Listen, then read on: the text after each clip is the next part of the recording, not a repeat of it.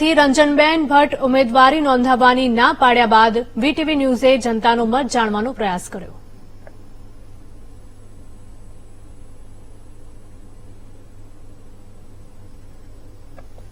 તો ભાજપમાં અંદરોઅંદર કંઈક ને કંઈક વિવાદ ચાલી રહ્યો હોવાની પણ ચર્ચાઓએ જોર પકડ્યું છે.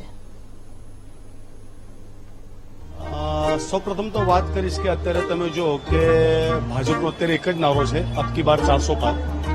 અને એવા સમયે જ્યારે ખાસ કરીને ગુજરાત અને ગુજરાતની અંદર જો વડોદરા કે જે વડોદરા સીટ પરથી માનનીય વડાપ્રધાન મોદી સાહેબ પણ ઇલેક્શન લડીને વડાપ્રધાન બન્યા હતા, અને એ સીટ પર જ્યારે આવો બખડો થતો હોય તો ક્યાંક મને એવું લાગે છે પક્ષે ગંભીરતા લીધી હશે.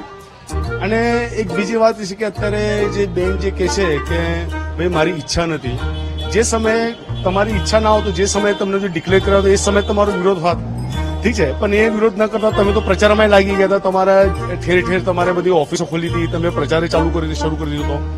અને એક બીજી વાત તમને કહી દઉં કે જે પ્રમાણે અત્યારે વચ્ચે આપણા ગુજરાત રાજ્યના મુખ્યમંત્રીશ્રીએ જયારે ભર સભામાં કીધું હતું કે ભાઈ અમદાવાદ અને સુરતની વચ્ચે વડોદરા જે કેવું છે કે વિકસિત છે નથી, એટલે ક્યાંક ને ક્યાંક એવું લાગી રહ્યું છે કે વડોદરા શહેરની અંદર લોકોમાં આક્રોશ છે ને લોકોની સાથે સાથે પક્ષમાં આક્રોશ છે, પણ એક કોઈ પણ પક્ષની એક શિસ્ત છે કે જે આક્રોશ બહાર આવી નહીં શકતો. પણ મને એવું લાગે છે કે જે પ્રમાણે જ્યોતિબેન પંડ્યા પૂર્વ મેયર અને કદાવર નેતાએ પણ વિરોધ કર્યો હતો, તો હોય છે કે પક્ષે કદાચ ગંભીરતા લીધી હશે અને આ બેનને કંઈક મનાવી લીધા હશે એવું ક્યાંક મને લાગે છે. જે પ્રમાણે લોકસભા ચૂંટણી માટે જ્યારે ભારતીય જનતા પાર્ટી દ્વારા બીજી લિસ્ટ જાહેર કરવામાં આવી ત્યારે વડોદરા શહેરથી સતત ત્રીજી વાર સાંસદ રંજનબેન ભટ્ટજીને ટિકિટ આપવામાં આવી અને એમને રિપીટ કરવામાં આવ્યું.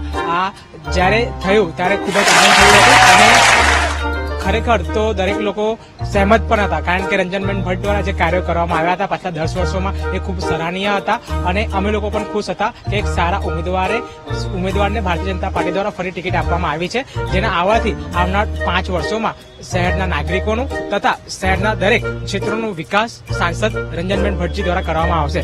પરંતુ ઘરના વિષયના કારણે, આંતરિક વિષયના કારણે રંજનબેન ભટ્ટજી દ્વારા જે આજે એક ઇન્ટરવ્યુ આપવામાં આવ્યું અને કહેવામાં આવ્યું કે આંતરિક વિષયોના કારણથી જે લોકસભાની ચૂંટણી છે તે લડવા નથી માંગતા, તો દુઃખ પણ થઈ રહ્યું છે. પરંતુ કારણ શું છે હવે એ એમને તથા તેમના જે પરિવાર છે એમના વચ્ચે જ છે અને જે પણ નિર્ણય ભારતીય જનતા પાર્ટી દ્વારા લેશે એ નિર્ણયને અમે માન આપીશું.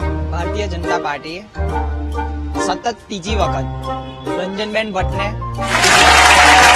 પરંતુ આજે સવારમાં સોશિયલ મીડિયા દ્વારા બેને જે પ્રતિક્રિયા રજૂ કરી છે કે એ ટિકિટ પાછી આપે છે, મીન્સ કે જે ઉમેદવારી હતું એ પાછું ખેંચે છે, તો અમે ખુદ આશ્ચર્ય છીએ.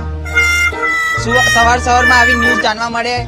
એક સારા સંસદ તરીકે ઘણા કામો કર્યા છે છેલ્લા 10 વર્ષની અંદર, અને આજે સવારની અંદર કે બેને સોશિયલ મીડિયા દ્વારા ટિકિટ પાછી ખેંચવાની માંગ કરી છે કે એ ઈચ્છતા નથી કે હવે એ લડે. પરંતુ અમે તમારા માધ્યમથી કહેવા માંગીએ કે જે બેને છેલ્લા 10 વર્ષની અંદર કાર્યો કર્યા છે એ બહુ જ સારા કાર્યો કર્યા છે, અને જે બેન જે પાછા આજે ટિકિટ ખેંચે છે એ ખૂબ જ આશ્ચર્યજનક છે. અમે બેન સાથે છીએ અને બેન સાથે જ રહીશું, અને જે બેન આગળ પગલા ભરશે ભારતીય જનતા પાર્ટીની અંદર પક્ષ સર્વોપરી હોય છે, અને બેને જો પક્ષને લગતા જે કાર્યો કર્યા છે એ અમે બી એમના જોડે છે. જો બેન જે દિશામાં કાર્ય કરશે અમે એમની સાથે જ છીએ. અમને બેનને તમારા માધ્યમથી જણાવવા માંગીશ કે અમે અમારા બીજા કાર્યકર્તા બેન સાથે હતા અને હંમેશા રહીશું.